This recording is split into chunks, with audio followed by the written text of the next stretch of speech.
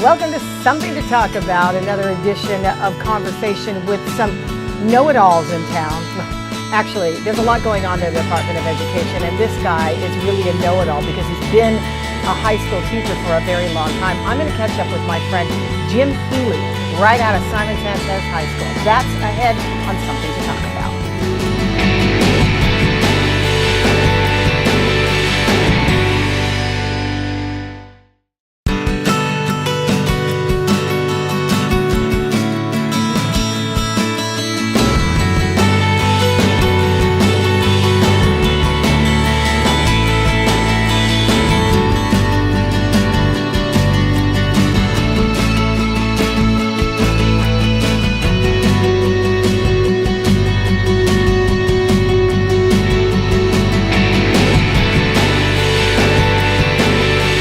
Welcome back to Something to Talk About. Of course, we're here at King's to Mooning, and we are eating food. And my buddy here, Jim Healy, who looks like you haven't eaten in a long time. Actually, I'm gaining weight. Are you? Yes, is this what gaining weight looks like? It is. By the way, I like your shirt. That's look at that. It's not Ivanka Trump. No, That one's in the wash. that one's in the wash. That is Michelle Obama. That is Michelle You know Obama. they're done, right? Wow. Are you having withdrawals? I am absolutely Obama having, withdrawals? Yes. You know, Obama withdrawals. I was looking. You can eat, by the way, if you want. I might will. even grab a fry. Or is that okay with you? Well, I mean, whatever. Help yourself. So, the other day I was looking at a story about how it was like Barack Obama kind of broke up with America. And it was like all of the things that he's been doing since he's been out of office. You'd think it'd been a year, but it really is, 2 months. And the story was really that he broke up with us, and he's getting along just fine without us. You know what I mean? Because he went like kiteboarding and windsurfing or something, right? Parasailing. I think he parachuted out of parachute. Did he? Yes. He parachuted out of an airplane. Parachuted out of an airplane. Well, he's probably reliving a lot of stuff he hasn't been able to do.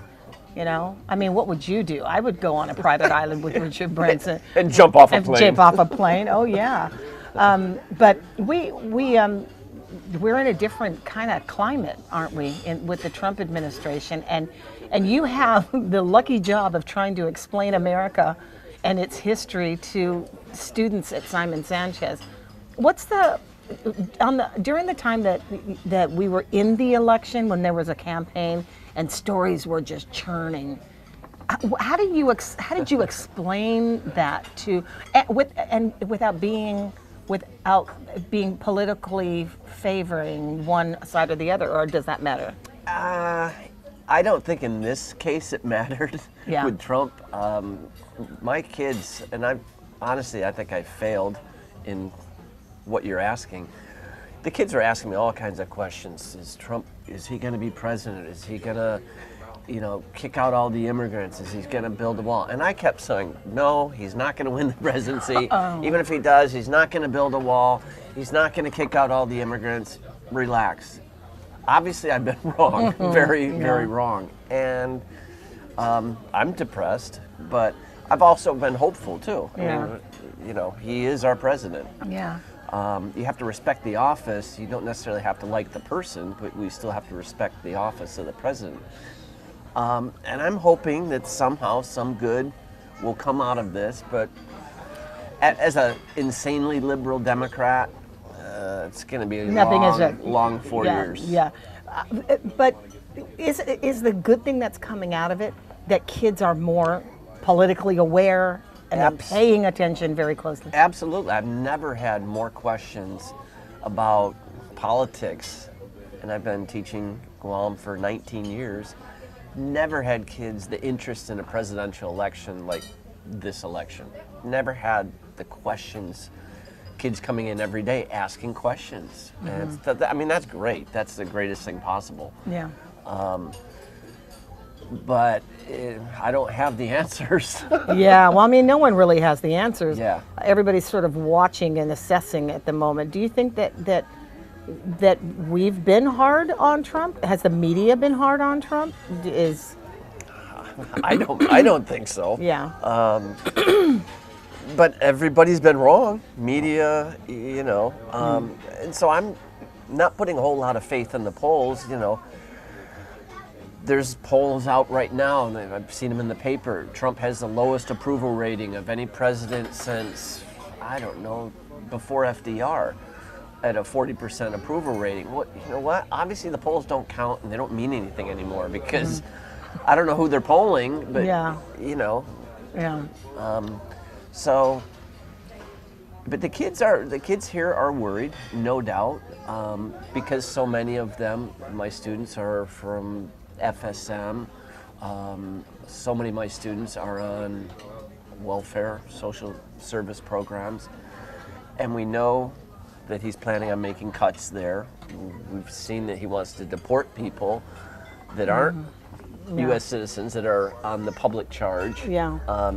So there's definite concern for worry for There- a lot of oh, people there- on this island, and they are. So it is for the first time probably in their limited history, being 15, 16, 17 years old, that it actually comes home. I mean, it actually hits someplace that's real deep. Yes. Yeah. So how do you, I mean, I call guys like you, or people like you, teachers, on the first line of defense, because these kids will probably in the forum of a classroom be more inclined to talk and express their feelings about they're scared or whatever or confused about it. So you have to almost kind of be a psychiatrist of some sorts or a psychologist to try to allay the fear of these kids. Well, that's Did I put too definitely much- not in my persona to be Yeah. the hand wringing, but doing the current events. Kids normally hate to do current events. They have been very, very excited about doing current events because everything has been basically about Trump. So I mean, I don't counsel them. I just, this is where we're at. Here's the latest Trump nominee. Here's the latest thing that he's doing with abortion, for example. A lot of people on Guam are very happy about the stance and that he will be able to select a new Supreme Court judge. I'm pro-choice, so, but I know a lot of people and a lot of students were happy that Trump is going to have a nominee, and maybe Roe versus Wade will be struck down, and maybe abortions will be illegal again, and that would please a lot of people on Guam. So again, you have to find your spot in the Trump scheme of things. Yeah. We've had the conversation about just racism in the country and how it's kind of come out of hiding in a way, that we see images that we might have equated to back in the 60s coming around, and these images are frightening, and again coming home to Guam, in a place that seems to, we seem to have survived that. I mean, when you look at Guam and you see where we all come from, when you're in a melting pot, you're less likely to be intolerant. But with the attitude shifting across America, you and I have both seen in some of our friends that we've had for a long time, striking that pose, and it's an ugly one, and it's tough. Most of it's on social media, so it is what it is. But these things, do you think that accurately represents what they're really feeling, or you think that that's just conversation to rile up the masses on Facebook or social media? Did you know your friends were like that? None of my friends are on Facebook, or if they are, I've never read anything. Yeah. I'm not on that, but yeah, I'm still in a fog. I still can't wrap my brain around some very, very good friends of mine that are insanely well educated. They're pilots for major airlines. They were in the Navy. They were scholarship swimmers, went to Columbia University. And The walks coming of out life that you wouldn't expect that they would be narrow-minded. Is that what it is? Well, they just support Trump. They and a tinge of discrimination in their, they want a whiter America. And I'd never seen this or expected I this guess that's- from friends and I just never, I You think never knew Trump they had it in them? never knew they had it in them. I never wanted to see it in them, I guess. I never looked for it, but people are feeling emboldened by Trump, and they're saying what maybe they never would have said before. And that's the scary part for me. Yeah. And that's the scary part for a lot of the kids here on the island. But again, we are insulated, we are a melting pot, but the article in the paper today, or yesterday, whether, are our local police going to start to do more immigration work? Because this is a law enforcement issue, this issue of tracking down illegal immigrants. So this is definitely going to haul out law enforcers, which is what we're seeing in some of the images on the mainland. Well, I like catching up with you, especially because you're such a liberal Democrat, and you're so passionate. I want to come back after this break and talk about education. Absolutely. And is the topsy-turvy of the Board of Education even affecting the classroom? I have a feeling that you guys are insulated from stuff like that, are you? At least you make it. You drive that insulation. You've installed the insulation. I think most of the teachers that I work with are. Yeah, I don't think they're affected by who our superintendent is or who our board is. Okay, well, that's good to know. All right, we're going to take a break real quick, come back, chomp on a little bit. What do you get? That's a club sandwich. Okay. Absolutely. We'll be coming back and chomping on his club sandwich. Go for it. Go for it. Cheers.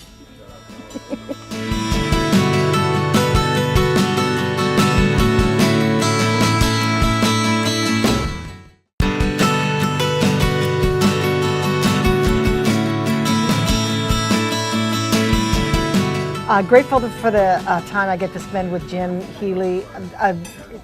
Were you ever or is it important to you that you get the kind of recognition that a lot of us, I've never been in your classroom, but you've given me a perfect visual of what it's been like. But you're not the average, run-of-the-mill kind of guy. You run a different dynamic in your classroom. So do you ever go, God, how come I'm not teacher of the year? It's funny you say that. Yeah? You have to be nominated for Teacher of the Year. I've been nominated the past 3 or 4 years, but I've never filled out the form? The form. You don't want to be Teacher of the Year? Honestly, no, I don't. But also, I may fill out the form one year, but once I fill it out, they would never even think about considering me. Why? What's your application going to look like? No, just some of the questions on there they're just so, I'm sorry, they're so dumb. They're so, it's just about promoting yourself, and I can't do that. Yeah. I can't, and I It's like write a paragraph on how good you are. I don't think I could do that either. But there was a question about whether a teacher is more important than a lawyer in society, compared to other professions. How does teaching? And my gut reaction is, I don't care about other professions. I don't care what a lawyer's doing. I don't know. If I wanted, I would have became a lawyer. I'm not going to speculate on. But they want the canned answer. Well, without teachers, we wouldn't have lawyers. You got to educate. We educate everyone, and that's just crap. Yeah. And, I don't want to get into who's better than who. Yeah. I know what I do in the classroom. I'm happy with that. I don't need to share it with anyone. Do you, you're in a classroom full of, kids at a certain age of their development, which is, unpleasing to a lot of parents. This is a tough time, high school, I love it. Yeah, and the challenges of wanting to, it's like, hey, would you want to be a kindergarten teacher? All you got to do is, smile every day. Or you want to deal with, animal crackers. Or you want to deal with this, hormonal, raging, teenager. A lot of people probably wouldn't want to do that, but you dig it. You think that's the age? Well, I get to just be an immature person. Oh, it gives you license? Yeah, to be immature for the rest of my life. I should have known better than to ask that question. I've never graduated from high school, 20 years. Yeah. Middle school, those are the teachers. when I went into teaching, I either wanted to be kindergarten first, second grade, or Up junior, there. senior. I wanted nothing in between. I actually liked middle school. I actually liked, well, then I did journalism for a year and English for a year, but journalism, I mean, teaching that 7th and 8th graders, Oh, God. to this day, I still see them. You know, and we still have the long embrace. So I guess it wasn't that bad. Well, but my career Any is not middle like your school career. teacher deserves a medal in Yeah. my book. Yeah. No doubt. You're also dealing with a lot. First of all, you're dealing with a lot at Simon Sanchez High School. Is it demoralizing, the structure? Because I've not been up there. Yeah, Is it is to a it's like- degree. I mean, how bad is it? What's the morale like? I mean, most of us we're used to it, but they're going to have to shut down some more classrooms, I heard, for next school year. And so there's some serious space issues going on. And there needs to be more custodial work. You know, there's not enough of the hired help there for that. And most of the teachers I know just kind of stay in their room. You know, it's like Yeah. I don't have to venture out into the ghetto. That is the campus. That is the campus. So, do you think that the media makes a bigger deal out of it because it's such an easy story to tell? No money, dilapidated school. Can't you say that for almost all the DOE schools? There was an article in today's paper about Benavente Middle School falling apart, and I'm sure GW is in pretty bad condition. Yeah. So I always feel guilty when they're just always talking about Simon Sanchez in the news, and I'm thinking there's some other schools that are just as dilapidated as we Wretched are. as we are. There is something about, though, the reputation of Simon Sanchez High School, and I think it's in part by this sort of political protesting that's coming out of the classroom in the form of Andre Bynum. Now, I'm not going to ask you to, compare your classes with his or give him a review, but there is a rising movement, and I think that the politics of Guam and the issues that we were dealing with engaged these kids in the classroom to the point where they were willing to carry signs and protest against, well, in this case, the senatorial pay raises. But you know what? And we've been doing that. And I love Andre. He and I are very good friends. He's an awesome teacher. He takes it to a different level than what I do. I mean, he loves that. He loves civic, The social civic consciousness engagement. of it all, Yeah, and he's a government teacher. Yeah. And that's the natural progression in education. He's gonna get my kids who will have U.S. history with me. He gets them in government.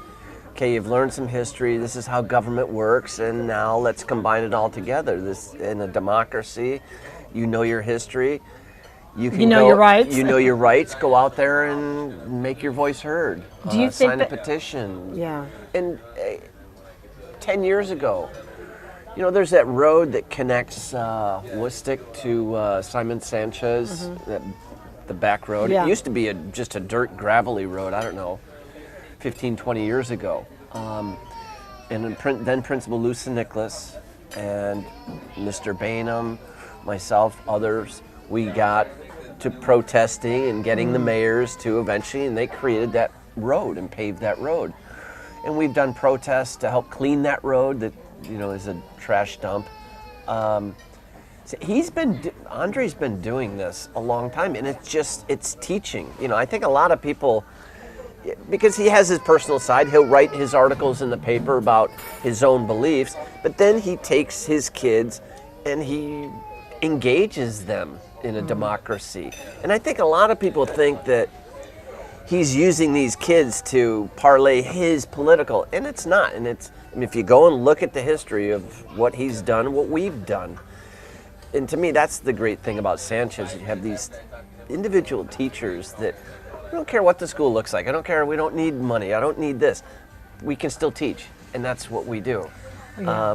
He's amazing. but I love Andre. And you've also got these political forces that I don't know if it makes it harder for you to teach, but when every day you're seeing stories about how the Board of Education is, carrying and conducting themselves, and you see how that structure works, and then what you're teaching kids to do about the natural democratic process. How do you not use that as an example, or do you ever use that example? Yes. Did you use the board conduct? Is that an example of? The kids actually had a lot of questions about the whole firing of John Fernandez by the board. I mean, we've covered that a lot in our classrooms in current events. And a majority of the students love John Fernandez, think he's done a great job, as do, I think, a majority of the teachers that I work with. But, again, the kids they've been more curious. They wanted to know the gossip and the drama, regarding the student allegations and him. They really could care less who's on the board and what the board is actually doing. They're into it for the drama and the details. There was a lot of drama. Yeah. I mean, there was a lot of drama on that. On that point, being a high school teacher for a long time, and then your personal sort of interaction with the kids, what are the ground rules for that? Because if a kid doesn't like you, they could go completely the other way. Absolutely. You could be in jail with no explanation. Yep, absolutely. That's why I offend none of my students. Not a one. Everybody gets an A. No, I'm kidding. But I mean, the potential for that is very real, isn't it? Absolutely, absolutely. And I don't worry about it because, I have a reputation there. I've been there so long. I never leave my room. It's open to every kid, morning, lunch, after school. But professionally, I'm never in a room alone with a student, even if it's a male student. I will not be in a classroom where there's just two of us in there for whatever reason. So you never give a reason for a scenario to even Never give a reason for that. Nope, that would never happen. Yeah. But and maybe it's, I don't know, maybe it's just stupidity on my part, but I just rely on the fact that I'm real passionate about what I do. Kids see that and they respect it, and I'm the last person that I think any student would want to see removed from that school. And so, I see that. I'm not, and you can't be afraid, to teach. You have to do what you got to do. You have to be firm, but at the end of the day, the kids know you're fair. You can be firm and be fair, and they respect that. That's all they care about. Do you think there's an opportunity for me to, one of these days, come up to your class and observe? Absolutely. You'd love it. Cheers. Cheers. Cheers to the French fry. Thanks a lot for hanging out with us. Right on. This Anytime. is better than free a school. food. It's better than a school lunch. Yes. All right. That'll do it for us. Thank you, Thanks a Kings. lot for joining us. Something to talk about. We'll see you on the radio.